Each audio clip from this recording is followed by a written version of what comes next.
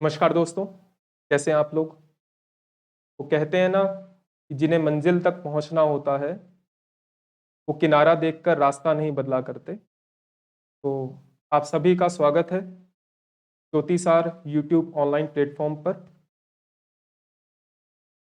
हालांकि पिछला जो लेक्चर था वो संडे को आना था, लेकिन कुछ पारिवारिक कारणों से वो लेक्चर नहीं आ पाया। तो हम लोग आज से कंटिन्यू कर रहे हैं। हम लोगों ने भारत शासन अधिनियम 1919 का पहला लेक्चर जो किया था, उसके अंदर हम लोगों ने एमपीपीएससी, यूपीएससी या अदर स्टेट पीएससी में जो भी सवाल भारत शासन अधिनियम 1919 से पूछे गए थे वो कवर किए थे।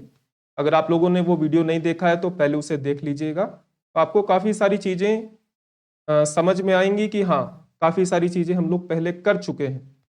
आज का जो लेक्चर दूसरा है वो भारत शासन अधिनियम 1919 का ही दूसरा लेक्चर है।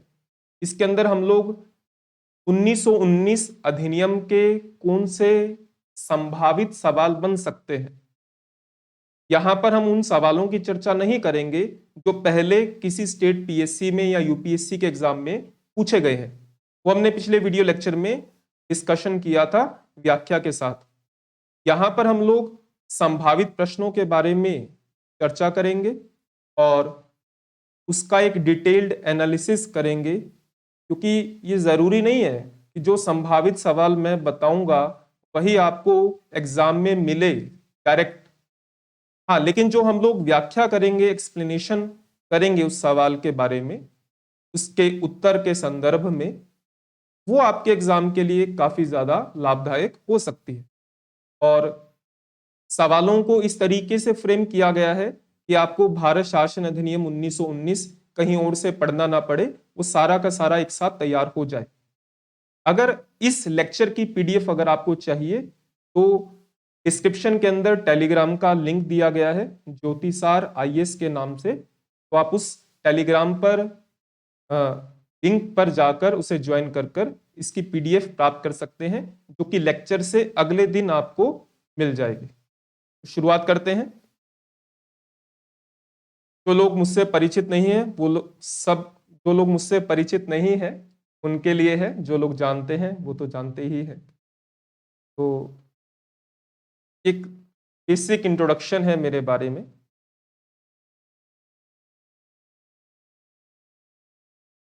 ठीक, फॉर्मेलिटी है लेकिन करनी पड़ती है। पहला सवाल, अगस्त घोषणा का संबंध किस अधिनियम से है? हालांकि ये सवाल अभी तो आप बहुत आसानी से बता पाएंगे, क्योंकि हम लोग केवल 1919 अधिनियम के ही संभावित प्रश्नों की चर्चा कर रहे हैं। तो आप जानते हैं कि अगस्त घोषणा का संबंध भारत शासन अधिनियम 1919 से है। अगस्त घोषणा ही मॉन्टेग्यू घोषणा कहलाती है। मॉन्टेग्यू घोषणा को ही अगस्त घोषणा कहते हैं। और मॉन्टेग्यू घोषणा को अगस्त घोषणा क्यों कहते हैं? क्योंकि मॉन्टेग्यू घोषणा अगस्त के महीने में आई थी, इसलिए इसे अगस्त घोषणा के नाम से भी जाना जाता है। और इसी घोषणा के आधार पर आगे चलकर भारत शासन अधिनियम 1919 पारित किया गया। दूसरा सवाल, मॉन्टेग्यू घोषणा यानी अगस्त घोषणा को कब घोषित किया गया? स्टेट पीएससी के अंदर फैक्चुअल सवाल कई बार पूछ लिए जाते हैं। आपके ऑप्शन है 20 अगस्त 1917, 20 अगस्त 1918, 1919 और 20 अगस्त 1921। इसका सही उत्तर है 20 अगस्त 1917। अगस्त के महीने में आई थी, इसीलिए इसे अगस्त घोषणा भी कहते हैं। और 20 अगस्त 1917 को ये घोषणा आई और अधिनियम 1919 का है, जो कि लागू हुआ आगे चलकर 1921 में। इसके बारे में हम लोग कुछ जानकारी ले लेते हैं। मॉन्टेग्यू घोषणा 20 अगस्त 1917, अगस्त के माह में आने के कारण इसे अगस्त घोषणा के नाम से जाना जाता है। इस घोषणा का जो मुख्य उद्देश्य रहा, ब्रिटेन की सरकार ने पहली बार यह औपचारिक रूप से घोषित किया कि अब भारत में क्रमिक रूप से एक उत्तरदायी सरकार की स्थापना की जाएगी। हालांकि ब्रिटेन की सरकार का उद्देश्य भारत को उपनिवेश बनाकर ही रखना था, लेकिन उत्तरदायी शासन स्थापित करने की मांग उनके द्वारा की गई। ये कुछ बिंदु हैं जो कि हम लोगों ने पिछले लेक्चर में डिस्कस किए थे। इन बिंदुओं को थोड़ा सा ध्यान रखिएगा, कई बार एग्जाम के अंदर सवाल इस तरीके से फ्रेम कर कर पूछा जा सकता है। ठीक, अगला सवाल। अच्छा हाँ, जो भी वीडियो को देख रहे हैं प्लीज लाइक कीजिए अगर पसंद आए तो, और ज्यादा पसंद आए तो शेयर कीजिएगा। और बाकी जिन भी लोगों ने मेरे पहले 2 वीडियो को पसंद किया, लाइक किया, कमेंट किया, शेयर किया, मैं आप लोगों का दिल से आभार प्रकट करता हूं। तीसरा सवाल है कि निम्नलिखित में से कौन सा अधिनियम साम्राज्य के एक अभिन्न अंग के रूप में भारत में जिम्मेदार सरकार की प्रगतिशील प्राप्ति में एक कदम का प्रावधान करता था?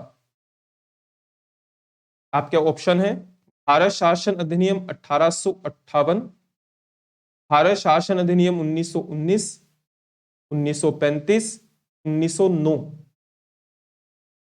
उत्तर दीजिए। का सही उत्तर 1919 है। हालांकि आप लोगों ने सही उत्तर अनुमान लगा पाए होंगे, क्योंकि 1919 अधिनियम के ही सवालों की हम चर्चा कर रहे हैं। दरअसल आप जानते हैं कि 1919 का अधिनियम एकमात्र और पहला अधिनियम था जिसमें उन्होंने प्रियम्बल यानी प्रस्तावना उल्लिखित की गई थी, और उस प्रस्तावना के अंदर ही उन्होंने ये कथन कहा था कि भारत ब्रिटिश साम्राज्य का एक अभिन्न अंग है और रहेगा, और इसके साथ साथ हम इस साम्राज्य के अभिन्न अंग में एक रिस्पॉन्सिबल गवर्नमेंट की स्थापना करेंगे, यानी integral part of the empire. याद रखिएगा 1919 के अधिनियम में उन्होंने कभी ये नहीं कहा कि हम भारत को स्वतंत्र करेंगे, उन्होंने केवल इतना कहा ये भारत ब्रिटिश साम्राज्य का एक अभिन्न अंग है, और उस अंग को ही बनाए रखते हुए हम भारत में क्रमिक रूप से उत्तरदायी सरकार की स्थापना करेंगे। और यह भी याद रखिएगा कि यह अधिनियम एक ऐसा अधिनियम था जिसमें प्रस्तावना उल्लेखित की गई थी। अगला सवाल, 1919 के अधिनियम के संदर्भ में इंग्लैंड के प्रस्ताव के योग्य और भारत को स्वीकार करने के लिए अयोग्य यह कथन किसका था? आपके ऑप्शन है एनी बेसेंट, हसन इमाम, सुरेंद्र नाथ बनर्जी और बाल गंगाधर तिलक। क्या होगा इसका सही उत्तर? इसका सही उत्तर है एनी बेसेंट। एनी बेसेंट ने 1919 के अधिनियम के प्रस्तावों को इंग्लैंड के प्रस्ताव के योग्य और भारत को स्वीकार करने के लिए अयोग्य घोषित किया। हालांकि एनी बेसेंट उन नेताओं में शामिल थी जिन्होंने 1919 के अधिनियम का स्वागत किया और ब्रिटेन की सरकार के साथ सहयोग करने की इच्छा जताई। और आप जानते हैं कि होम रूल आंदोलन, जिसमें बाल गंगाधर तिलक और एनी बेसेंट की विशेष भूमिका थी, जिसके अंतर्गत स्वशासन की मांग की गई थी। होम रूल आंदोलन के बाद फिर मॉन्टेग्यू घोषणा का आना और उसके बाद फिर अधिनियम का आना, ये इस आधार पर है। इसी प्रकार का एक अन्य सवाल कि मॉन्टेग्यू घोषणा को किसने सूर्य विहीन उषा काल और एक धूप रहित सुबह की संज्ञा दी? आपके ऑप्शन है एनी बेसेंट, हसन इमाम, मदन मोहन मालवीय और बाल गंगाधर तिलक। इसका सही उत्तर है बाल गंगाधर तिलक। जहां एक और एनी बेसेंट 1919 अधिनियम का सहयोग करना चाह रही हैं ब्रिटेन की सरकार के साथ, वहीं बाल गंगाधर तिलक जो कि होम रूल आंदोलन में एक प्रमुख नेता थे, उन्होंने इस चीज का विरोध करते हुए मॉन्टेग्यू घोषणा को एक धूप रहित सुबह या सूर्य विहीन उषा काल की संज्ञा दी। याद रखिएगा, अगर अंग्रेजी में पूछ लिया जाए देवनागरी में, एनी बेसेंट के संदर्भ में कहा गया unworthy of England to offer and India to accept, वही बाल गंगाधर तिलक ने कहा था कि ए सनलेस डॉन। थोड़ी सी तबीयत ठीक नहीं है। ठीक, अगला सवाल, भारत शासन अधिनियम 1919 को किसने भारत के ब्रिटिश संविधान के रूप में संदर्भित किया? हम लोग 1919 के अधिनियम की विशेषताओं के बारे में भी आएंगे। मेरा उद्देश्य है केवल 1919 अधिनियम में क्या प्रमुख प्रावधान है, केवल उनको कवर करना नहीं है। मैं चाहता हूं कि 1919 अधिनियम से कोई भी सवाल इधर से उधर से 360 डिग्री से कहीं से भी आए, आप लोगों के पास उसका उत्तर होना चाहिए। ठीक, तो भारत के ब्रिटिश संविधान के रूप में किसने संदर्भित किया? आपके ऑप्शन है जीएस खरपड़े, बी.आर. अंबेडकर, सुरेंद्र नाथ बनर्जी और मदन मोहन मालवीय। इसका सही उत्तर क्या होगा? इसका सही उत्तर है भीमराव अंबेडकर। भीमराव अंबेडकर ने 1923 में अपने विद्यार्थियों को 1919 अधिनियम का परिचय देते हुए इस तरीके से कहा था, दरअसल 1919 का अधिनियम भारत में एक तरीके से ब्रिटिश संविधान को लागू करने की कोशिश थी, जैसे द्विसदनीय व्यवस्था को लागू करना, केंद्र के राज्य के बजट को केंद्र के बजट से अलग करना, तो इस तरीके से उन्होंने कहा। अगला, keeping the jewel in the crown, the British betrayal of India में भारत शासन अधिनियम 1919 में स्वशासन की अस्पष्टता ब्रिटिश साम्राज्य के उपनिवेश के रूप में भारत की अनूठी स्थिति का प्रतिबिंब थी। यह पुस्तक किस लेखक की है? काफी चर्चित किताब थी ये। इस पुस्तक के अंदर ब्रिटेन के बारे में, भारत में ब्रिटेन के रूल के बारे में काफी कुछ बताया गया है। चलो, आपके ऑप्शन है Lord George Hamilton, Walter read और सर सैमुअल हॉर। क्या होगा इसका सही उत्तर? इसका सही उत्तर है वॉल्टर रीड। वॉल्टर रीड की यह किताब है जिसके अंदर इन्होंने भारत शासन अधिनियम 1919 के संदर्भ में यह कथन कहा था। लॉर्ड जॉर्ज, आप जानते हैं कि जिस समय भारत शासन अधिनियम 1919 पारित हुआ उस समय ब्रिटिश प्रधानमंत्री हुआ करते थे लॉर्ड जॉर्ज। ये हमने अपने प्रीवियस ईयर के सवालों के अंदर करा था, ठीक है। और ये सवाल महत्वपूर्ण है। मैं आपको जो भी सवाल करवा रहा हूं वो बिल्कुल ऑफिशियल वेबसाइट को रेफर करते हुए करवा रहा हूं। चलो, अगला सवाल, भारत शासन अधिनियम 1919 को शाही स्वीकृति कब प्राप्त हुई? इसका मतलब कि भारत शासन अधिनियम 1919 को ब्रिटेन की जो क्राउन है उसने मंजूरी कब दी? 28 मई 1919, 23 दिसंबर 1919, 28 दिसंबर 1919, 23 दिसंबर 1921। क्या होगा इसका सही उत्तर? इसका सही उत्तर है 23 दिसंबर 1919। आप जानते हैं कि होम रूल आंदोलन, उसके बाद मांटेग्यू घोषणा के बाद रिपोर्ट आई थी मोंटफोर्ड रिपोर्ट, उसके बाद एक बिल आया 1919, फिर संसद के अंदर, ब्रिटेन की संसद के अंदर ये बिल आया, वहां पर एक संयुक्त समिति बनी लॉर्ड सेलबॉर्न की अध्यक्षता में। उसके बाद ये पास हुआ 23 दिसंबर 1919 को, लेकिन ये लागू हुआ भारत में 1921। और इस समय हम बात कर रहे थे कि शाही स्वीकृति मिली, इस समय क्राउन में कौन था? क्राउन में थे जॉर्ज पंचम। ये आपको याद रखना है, जॉर्ज पंचम ने भारत शासन अधिनियम 1919 को स्वीकृति प्रदान की थी। बात करते हैं अगले सवाल की। निम्नलिखित में से किसने भारत शासन अधिनियम 1919 को स्वीकार कर और सरकार के साथ सहयोग करने का निर्णय लिया? आपके ऑप्शन है एनी बेसेंट, बिपिन चंद्र पाल, सुरेंद्र नाथ बनर्जी और ऑप्शन है केवल एक और दो, केवल एक और तीन, एक, दो और तीन। इस प्रकार के सवाल आजकल पूछे जाने लगे हैं। यूपीएससी में तो सिविल सर्विस के एग्जाम में तो पूछे ही जाते हैं, लेकिन स्टेट पीएससी में भी आजकल इस तरीके से सवाल पूछे जाते हैं। बताइए इसका उत्तर क्या होगा सही। एनी बेसेंट के बारे में तो मैंने अभी थोड़े समय पहले ही चर्चा की थी। इसका सही उत्तर है डी। अब इसके बारे में थोड़ी बहुत बातें जानते हैं। देखिए, भारतीय राष्ट्रीय कांग्रेस ने तो इस अधिनियम को खारिज कर दिया था। थोड़ा सा अगर आप पृष्ठभूमि को समझेंगे, फर्स्ट वर्ल्ड वॉर 1914 से लेकर 1918 भारतीयों ने, महात्मा गांधी ने, राष्ट्रीय कांग्रेस ने ब्रिटेन की सरकार का सहयोग करने का निर्णय लिया और उन्हें यह विश्वास था कि जब प्रथम विश्व युद्ध समाप्त होगा उसके बाद ब्रिटेन की सरकार भारतीयों को कोई तोहफा देगी, स्वशासन प्रदान करेगी। और उसी बीच में होम रूल आंदोलन का होना, उसी बीच में लखनऊ समझौता होना 1916 के अंदर, जहां पर नरम दल और गरम दल आपस में मिल गए थे, और उसी के चलकर आगे मॉन्टेग्यू घोषणा आना। लेकिन राष्ट्रीय कांग्रेस ने इस अधिनियम को खारिज कर दिया था।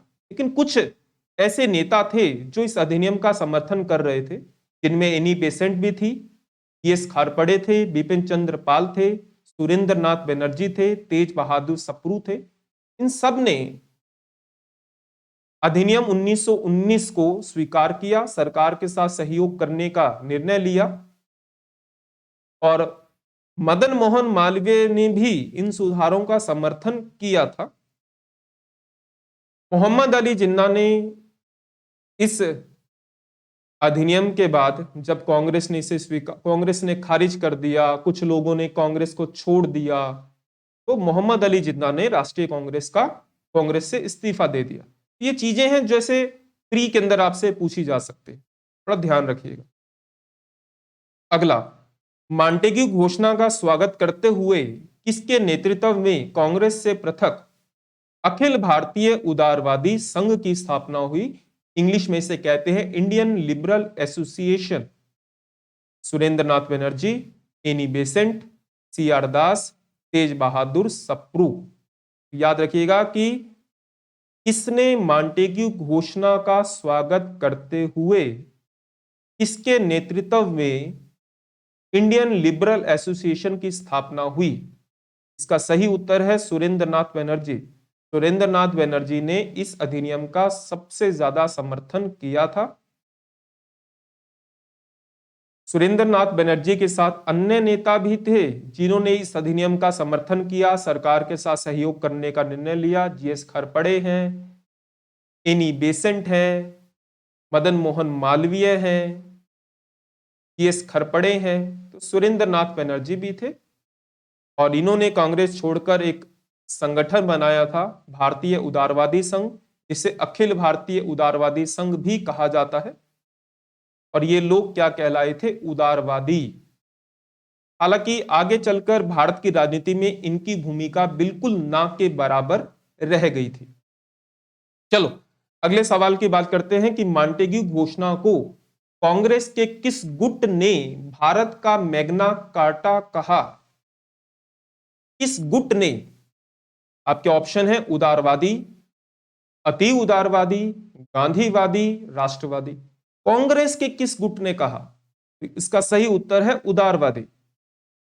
सुरेंद्र नाथ बनर्जी और उनके साथ वे नेता जिन्होंने इस अधिनियम का समर्थन किया, उन्होंने मॉन्टेग्यू घोषणा को भारत का मैग्ना कार्टा कहकर संबोधित किया, अर्थात बहुत सारे अधिकार दिए गए हैं, ऐसा उनका मानना था। अगला, कांग्रेस के किस अधिवेशन में 1919 अधिनियम सुधारों को निराशाजनक एवं असंतोषजनक घोषित किया और इसके स्थान पर प्रभावी स्वशासन की मांग की? ये हम लोगों ने पहले पढ़ लिया था कि कांग्रेस ने इस अधिनियम को खारिज कर दिया था, लेकिन किस अधिनियम में यह बात कही गई? कलकत्ता अधिवेशन 1917, बॉम्बे अधिवेशन 1918, दिल्ली अधिवेशन 1918 और अमृतसर अधिवेशन 1919। तो इसका सही उत्तर है बॉम्बे अधिवेशन। इसके बारे में थोड़ा चर्चा करते हैं। देखिए, हसन इमाम की अध्यक्षता में कांग्रेस ने 1918 में एक विशेष अधिवेशन या एक विशेष सत्र बुलाया था। इस विशेष सत्र को बुलाने का उद्देश्य केवल इतना था, इस सत्र के अंतर्गत मॉन्टेग्यू घोषणा या फिर उस मॉन्टेग्यू चेम्सफोर्ड सुधारों को निराशाजनक व असंतोषजनक घोषित करना था। अर्थात कुल मिलाकर कांग्रेस एक विशेष सत्र बुलाकर ये घोषणा कर रही है कि हम इस अधिनियम का समर्थन नहीं करते और इसके स्थान पर भावी शासन की मांग की। ये सामान्य अधिवेशन नहीं था, ये स्पेशल सेशन था जो कि हसन इमाम की अध्यक्षता में 1918 में बुलाया गया था। अगला सवाल, भारत शासन अधिनियम 1919 के समय भारत के वायसराय कौन थे? पहला, Frederic John Napier Thesiger, Rufus Daniel Isaac, Edwin Samuel Montagu, या फिर उपरोक्त में से कोई नहीं। आप लोग किसी एक विशेष नाम को देख रहे होंगे। इसका सही उत्तर है ए। अब आप कहेंगे सर मॉन्टेग्यू चेम्सफोर्ड, तो चेम्सफोर्ड होगा। दरअसल चेम्सफोर्ड इंग्लैंड की एक सिटी है और वहां पर जो प्रमुख व्यक्ति होता था उसे चेम्सफोर्ड कहा जाता था। लेकिन जो चेम्सफोर्ड नाम का जो हम बात करते हैं वायसराय, उनका सही पूरा नाम था फ्रेडरिक जॉन नेपियर थेसिगर, याद रखिएगा। हालांकि उन्हें फर्स्ट चेम्सफोर्ड के नाम से भी जाना जाता है और हम इतिहास में या फिर हर जगह मॉन्टेग्यू चेम्सफोर्ड इस तरीके से ही पढ़ते हैं, लेकिन इनका सही नाम याद रखिएगा। कई बार एग्जाम के अंदर आ जाता है इस तरीके का सवाल और फिर हमसे अगर गलत हो जाए तो दिक्कत है। अगला सवाल, निम्नलिखित में से किसमें वे सिद्धांत एवं संवैधानिक प्रावधान प्रतिबिंबित हुए जो बाद में मॉन्टेग्यू चेम्सफोर्ड सुधारों में समाविष्ट किए गए थे? नेहरू रिपोर्ट, लखनऊ समझौता, सूरत समझौता और पूना समझौता। काफी महत्वपूर्ण सवाल है। इसका सही उत्तर है लखनऊ समझौता। वही 1916 वाला लखनऊ समझौता, जब नरम पंथ और गरम पंथ आपस में मिल रहे हैं, जहां पर कांग्रेस और मुस्लिम लीग के बीच में समझौता हो रहा है। और लखनऊ समझौते में कुछ विशेष बातें कही गई थी, जैसे जो भारत सचिव है, राज्य सचिव है, उसके वेतन भत्ते भारत से क्यों दिए जाते हैं, भारत के राजकोष से क्यों दिए जाते हैं। मुसलमानों के लिए 1/3 सीटों की बात कही गई थी। तो लखनऊ समझौता के अंतर्गत जो प्रमुख प्रावधान किए गए थे वो आगे चलकर इस मॉन्टेग्यू चेम्सफोर्ड सुधारों के अंदर समाविष्ट किए गए थे। एक कथन है 1916 के अंदर लखनऊ अधिवेशन में जो पास हुआ था कि भारत को दिल्ली या शिमला से नियंत्रित किया जाना चाहिए, ना कि व्हाइट हॉल या डाउनिंग स्ट्रीट से। क्योंकि आप जानते हैं कि जो राज्य सचिव हुआ करता था 1919 अधिनियम के समय, राज्य सचिव कौन थे? मॉन्टेग्यू थे। वो भारत में नहीं रहते थे, वो लंदन में रहा करते थे और वहीं से वायसराय को कंट्रोल किया करते थे। तो भारतीयों का या भारत के लोगों का यह मानना था, कांग्रेस का यह मानना था कि व्यक्ति लंदन में रहता है, भारत में शासन करना है तो उसे शिमला या दिल्ली में रहना चाहिए। तो ये बातें इस चीजों में आती हैं। आगे हम लोग पढ़ेंगे कि किस तरीके से लखनऊ समझौते के प्रावधान 1919 अधिनियम में समाविष्ट हुए थे। लखनऊ कांग्रेस अधिवेशन की अध्यक्षता किसने की थी? महत्वपूर्ण अधिवेशन है इतिहास के अंदर, याद रखिएगा, अंबिका चरण मजूमदार। और इनकी एक किताब है अंबिका चरण मजूमदार की इंडियन नेशनल इवैल्यूएशन, याद रखिएगा प्री के लिए। चलो पढ़ते हैं आगे सवाल की ओर। भारत शासन अधिनियम 1919 की प्रमुख विशेषता नहीं है। सामान्यतः विशेषताओं से सवाल पूछे जाते हैं, अब हम लोग विशेषताओं पर आने वाले हैं। पहला, प्रांतों में द्वैध शासन, द्विसदनवाद और प्रत्यक्ष निर्वाचन, पृथक निर्वाचक मंडल का सिद्धांत, प्रांतीय बजट को केंद्रीय बजट से अलग करना। सवाल पूछा गया कि कौन सी विशेषता नहीं है? प्रांतों में द्वैध शासन इनकी सबसे प्रमुख विशेषता थी। पिछले लेक्चर में पढ़िएगा, हमने पढ़ा था कि प्रांतों में द्वैध शासन का जनक लियोनिल कार्टिस को कहा जाता है। प्रांतों में द्वैध शासन के अंतर्गत प्रांतीय विषयों को दो भागों में बांटा गया था, हस्तांतरित और आरक्षित विषय, ये हम लोग पढ़ चुके हैं। द्विसदनवाद, ये भी प्रमुख विशेषता थी, जहां पर केंद्रीय विधायिका को दो सदनों में बांटा गया था, विधानसभा और राज्य परिषद के रूप में। प्रत्यक्ष निर्वाचन भी इसकी प्रमुख विशेषता थी। 1919 अधिनियम के अंतर्गत पहली बार प्रत्यक्ष निर्वाचन का प्रावधान किया गया और 1920 में पहली बार प्रत्यक्ष निर्वाचन हुए थे। हालांकि भारत में 1920 में उस चुनाव में भाग नहीं लिया गया था। 1920 में क्या चल रहा था? असहयोग आंदोलन। हमने भाग कब लिया था? 1923 में, जब बनी थी स्वराज पार्टी, जो कि इतिहास के अंदर बहुत ज्यादा चर्चित रही थी। तो और इससे सवाल जुड़ा हुआ एमपीपीएससी में आया था कि 1919 अधिनियम के तहत अंतिम निर्वाचन कब हुए, जो हमने प्रीवियस ईयर के सवालों में पिछले लेक्चर में चर्चा किया था। उसका लिंक मैं आपको डिस्क्रिप्शन में लिख दूंगा, सेंड कर दूंगा। तो प्रत्यक्ष निर्वाचन का प्रावधान भी 1919 अधिनियम की विशेषता थी और पहले प्रत्यक्ष चुनाव 1920 में हुए थे, जिसमें भारतीय राष्ट्रीय कांग्रेस ने उस चुनावों का बहिष्कार किया था। पृथक निर्वाचन मंडल का सिद्धांत, ये 1919 अधिनियम की विशेषता नहीं है। तो इसका सही उत्तर यही है, क्योंकि ये 1909 अधिनियम की विशेषता है, जिसे मार्ले मिंटो सुधार अधिनियम के नाम से जाना जाता है। हालांकि इसमें सिखों के लिए, आंग्ल भारतीयों के लिए उस पृथक निर्वाचन व्यवस्था को आगे बढ़ाया गया था, लेकिन यह इस अधिनियम की प्रमुख विशेषता नहीं है। प्रांतीय बजट को केंद्रीय बजट से अलग करना, ये इस अधिनियम की विशेषता मानी जाती है। अगला सवाल, भारत शासन अधिनियम 1919 की प्रमुख विशेषता है लोक लेखा समिति का प्रावधान, पब्लिक अकाउंट कमेटी पैक, महालेखा परीक्षक पद को वैधानिक दर्जा, लोक सेवा आयोग का प्रावधान और प्रोक्त सभी। याद रखिएगा, सभी है इसका उत्तर। लोक लेखा समिति का प्रावधान भी इसी अधिनियम में किया गया था और आगे चलकर 1921 में भारत में पहली लोक लेखा समिति का गठन हुआ। महालेखा परीक्षक पद को भी संवैधानिक दर्जा, यानी संवैधानिक बोल रहा हूं, वैधानिक दर्जा इसी अधिनियम से दिया गया था। लोक सेवा आयोग का प्रावधान भी इसी अधिनियम में किया गया था और आगे चलकर 1 अक्टूबर 1926 को भारत के प्रथम लोक सेवा आयोग का गठन हुआ था। अब चर्चा करते हैं प्रमुख विशेषताओं की। दो सवाल हमने किए, इसी से जुड़े हुए कुछ बातें जो कि एग्जाम के लिए रेलेवेंट हो सकती हैं।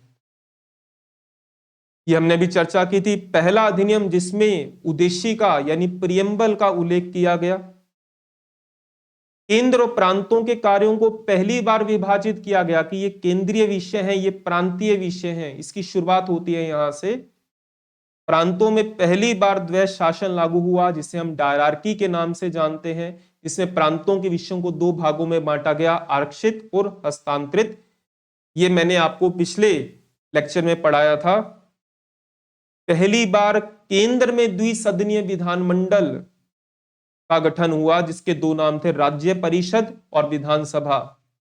वर्तमान में जिसे हम लोकसभा राज्यसभा के नाम से जानते हैं। राज्य परिषद का मतलब वर्तमान में राज्यसभा से है और विधानसभा का मतलब लोकसभा से है। इसकी शुरुआत भी इस अधिनियम में हुई। प्रत्यक्ष चुनाव की व्यवस्था, याद रखिएगा कि प्रत्यक्ष चुनाव की व्यवस्था इस अधिनियम 1919 अधिनियम की विशेषता है और इसके तहत पहले चुनाव हुए थे 1920 में। इसका भारतीय राष्ट्रीय कांग्रेस ने बहिष्कार किया था। असहयोग आंदोलन चल रहा था, हमने भाग नहीं लिया। हमने पहली बार भाग कब लिया? 1923 में। और 1919 अधिनियम के तहत अंतिम चुनाव कब हुए थे? 1945 में।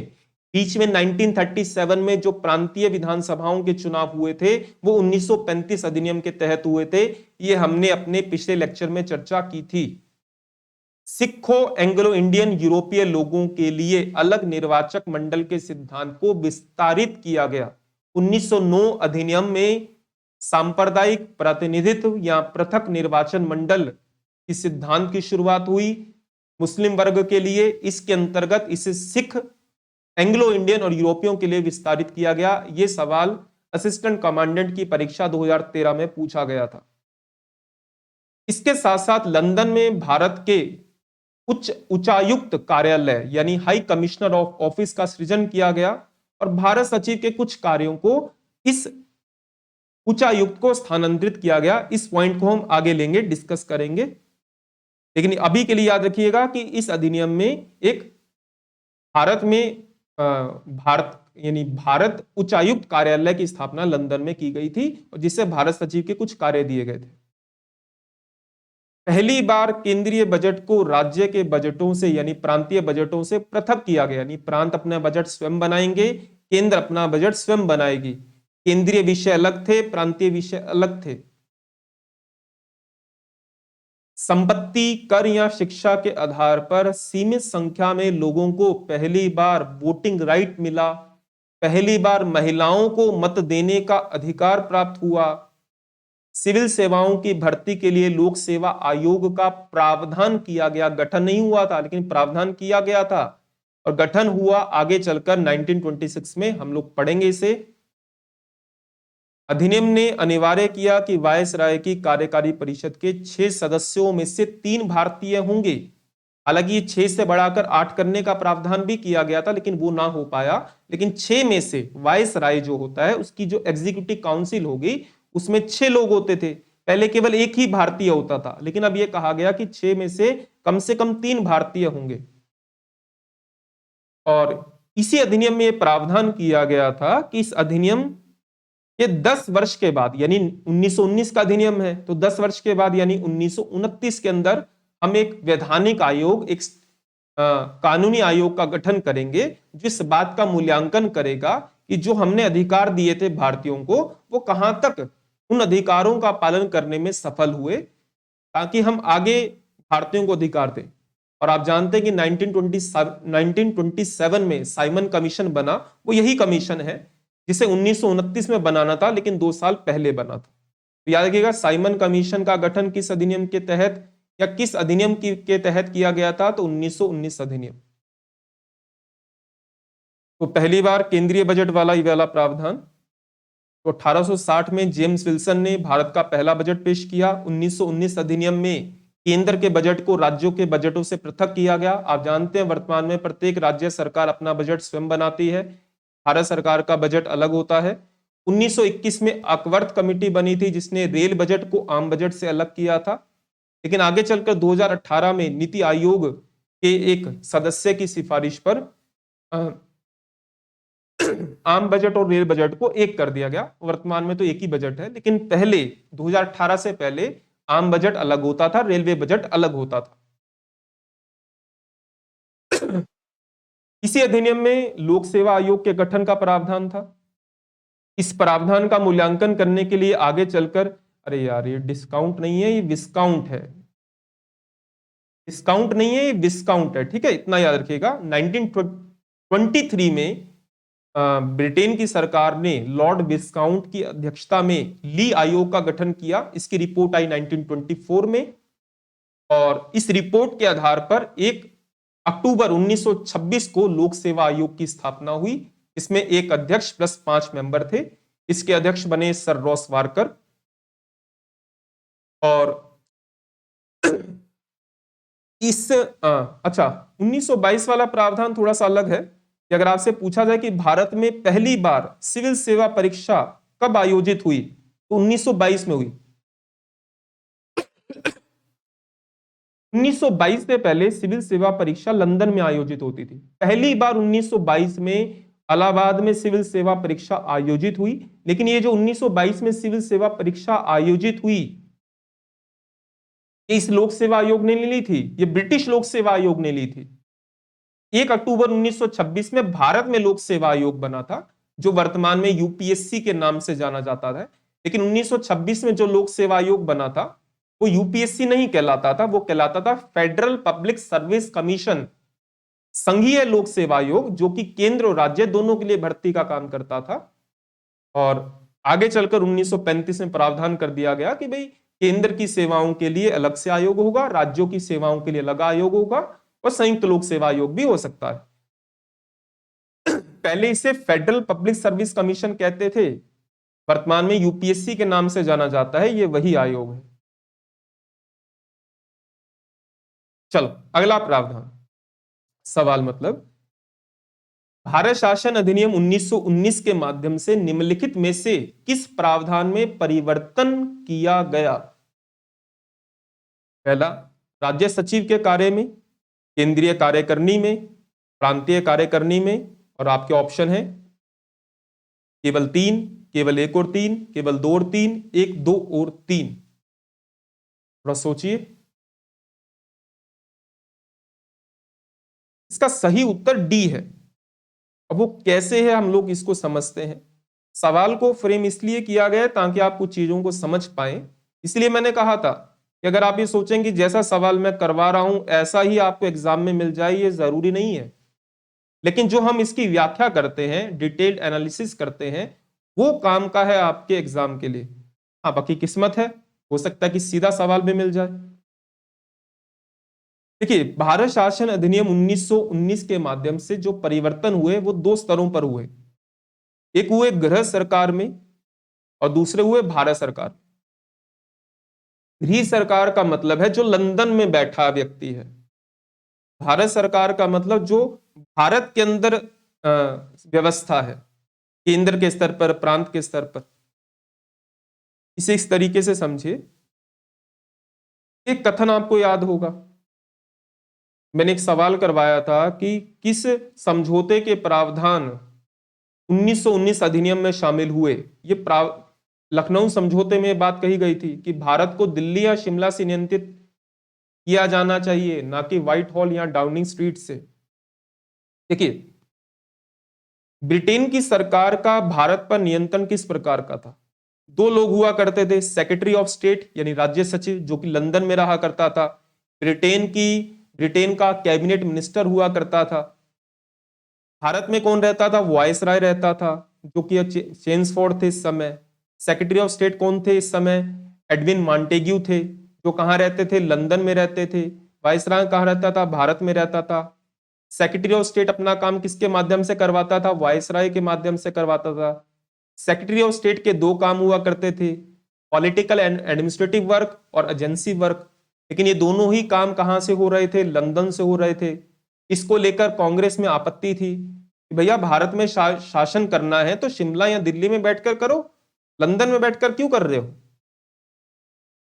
और सेक्रेटरी ऑफ स्टेट को जो वेतन मिलता था वो भारत के खजाने से मिलता था, ये भी दिक्कत थी उनको।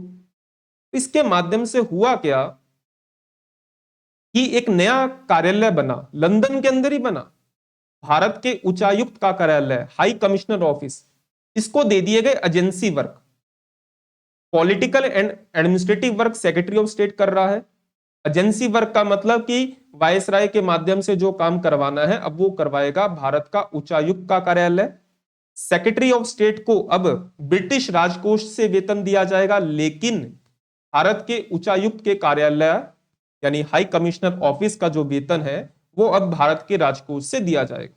एक तरह से चित भी मेरी पट भी मेरी वैसा वाला भाव था। तो हुआ कुछ भी नहीं, लेकिन बस कर दिया। इसके अलावा भारत सरकार में क्या परिवर्तन हुए? वायसराय की 6 सदस्यों में से 3 भारतीयों को होना का प्रावधान किया गया, पहले 1 होता था। केंद्र और प्रांतों के मध्य विषयों का विभाजन किया, ये केंद्रीय विषय हैं, ये प्रांतीय विषय हैं। प्रांतों में क्या हुआ? प्रांतों में द्वैध शासन लेकर आए, आरक्षित विषय, हस्तांतरित विषय। ये हम लोगों ने पिछले लेक्चर में चर्चा की थी।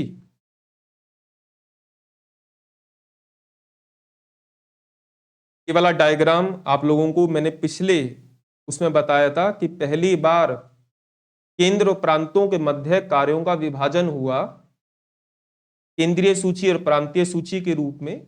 प्रांतीय सूची को 2 भागों में बांटा गया, आरक्षित और हस्तांतरित विषय, और यही व्यवस्था कहलाती है प्रांतों में द्वैध शासन। अगला सवाल, भारत शासन अधिनियम 1919 के अंतर्गत केंद्रीय विधायिका के अंतर्गत भारतीयों के लिए निर्वाचित सीटों की संख्या कितनी थी? बताइए इसका सही उत्तर क्या होगा। केंद्रीय विधायिका का मतलब केंद्रीय विधानमंडल, इसके 2 सदन बनाए गए थे, विधानसभा और राज्य परिषद। उसमें टोटल भारतीयों के लिए कितनी निर्वाचित सीटें रखी गई? इसका सही उत्तर है 125। समझते हैं कैसे। केंद्र में द्विसदनीय विधानमंडल, या आप लोग जानते हैं कि दो सदन बनाए गए, जैसे वर्तमान में लोकसभा राज्यसभा है, इस प्रकार ब्रिटेन में हुआ करते थे। जैसे अंबेडकर का कथन याद कीजिए कि उन्होंने अंबेडकर ने भारत शासन अधिनियम 1919 को भारत का ब्रिटिश संविधान कहा। क्यों? क्योंकि वो ब्रिटेन के मॉडल को भारत में लागू करना चाह रहे हैं।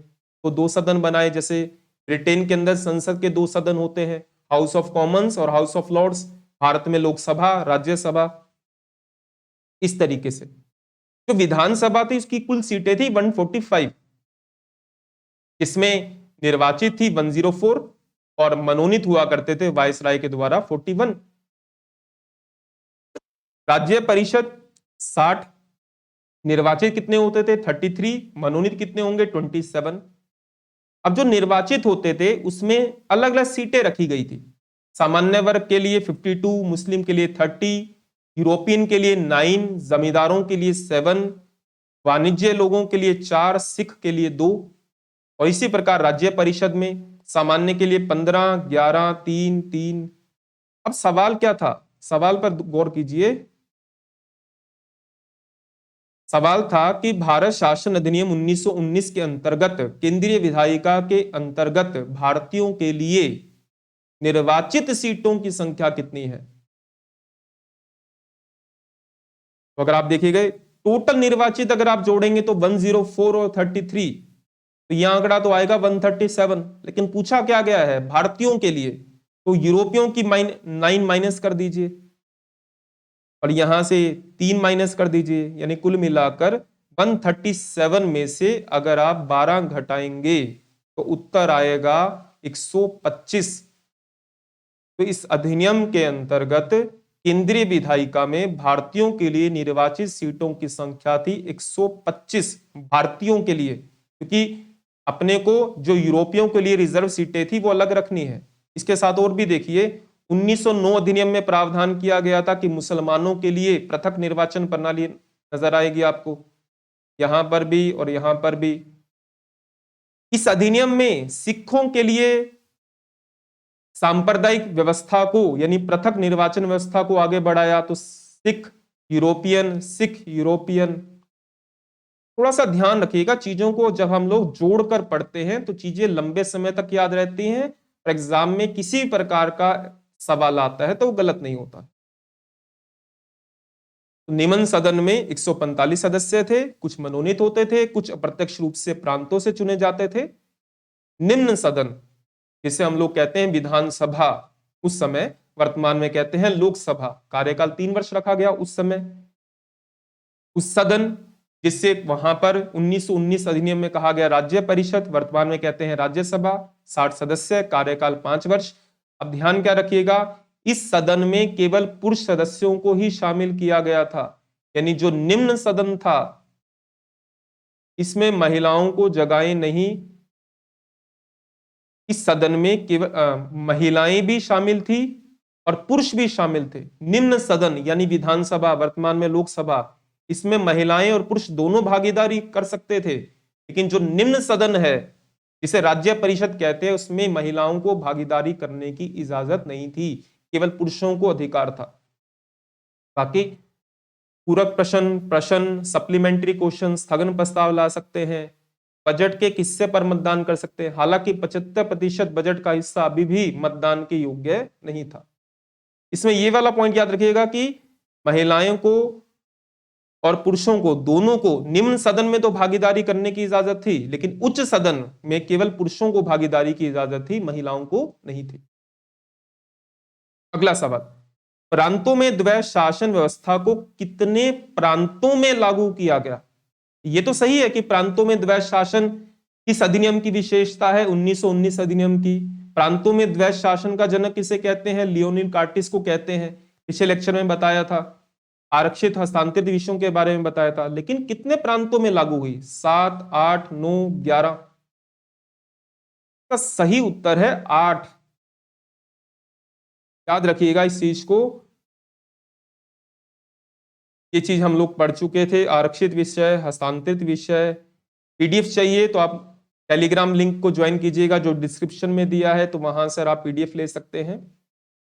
1 अप्रैल 1921 को, अधिनियम 1919 का है, लागू कब हुआ था? 1921 में।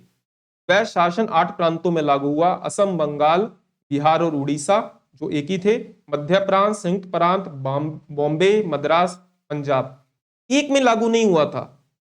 उस प्रांत का नाम आप मुझे कमेंट बॉक्स में बताएंगे कि किस प्रांत में द्वैध शासन व्यवस्था को लागू नहीं किया गया। 8 में तो लागू किया गया, लेकिन 1 में नहीं किया गया था। भारत के राज्य सचिव जो लंदन में बैठते हैं, गवर्नर जनरल यानी वायसराय, आरक्षित विषयों के संबंध में हस्तक्षेप नहीं कर सकते थे, क्योंकि प्रांतों के विषयों को 2 भागों में बांटा गया था, आरक्षित, हस्तांतरित।